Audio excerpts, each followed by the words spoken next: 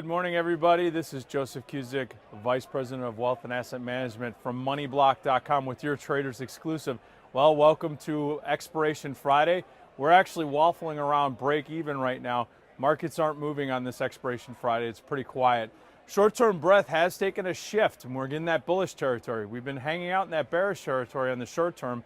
Been a lot of downtrends. As a matter of fact, most of the major sectors have been to the downside, but we've seen 4 of the 5 offensive sectors start moving to the upside and are actually in bullish uptrends. Now, the S&Ps have been challenging their highs, and it remains in that choppy uptrend. So we're going to keep an eye on that, especially now that it's above that psychological 2100 level and holding up there. That's been a tough barrier to hold for this market. We're going to see if that continues going into the rest of today's trading day and early into next week. Now, this tech sector has gapped up to the upside. It's broken that resistance. And right now, there is a reverse in that downtrend that we saw earlier this week and later last week. That's when it started, that slide started, and that choppiness. That downtrend has been broken, and we're now reversing tides. Again, want to keep a close eye on this choppy trade. Tech has been the leader here, and it has been moving to the upside pretty significantly over the last couple of sessions. Let's see if that leadership continues.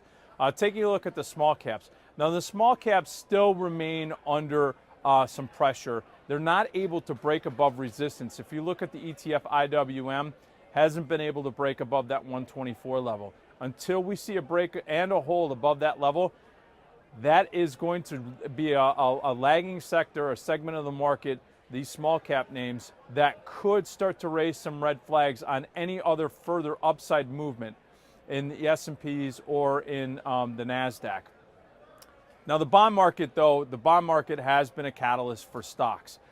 It's hit another low since its slides began in middle of April, beginning of April, and it's just been continuing to make new lows. As a matter of fact, if you look at the TLT, it's hit another new low, and it continues in that short-term downtrend. Now, that money is going to have to start to work somewhere, and equities could be that place. We did see some small cap names and tech names that are starting to get nibbled on.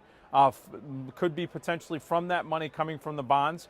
But one thing that you have to watch out, watch the 10-year. You've heard a lot of pundits talking about it. If the yield starts to test or get above 2.5%, that could be a red flag right now, because if yields are moving that fast, that's telling us that the economy could be a lot stronger. We should not only see that money's going to be pulling out even faster from bonds, but then people are going to start to question, well, why aren't stocks moving to the upside more dramatically? Is there something there that we're not seeing? The other thing is that people's buying power, in other words, their ability to borrow money at such low rates, that's going to come under pressure. Keep an eye on that. The dollar, it's moved to new lows. And it remains in a short downtrend.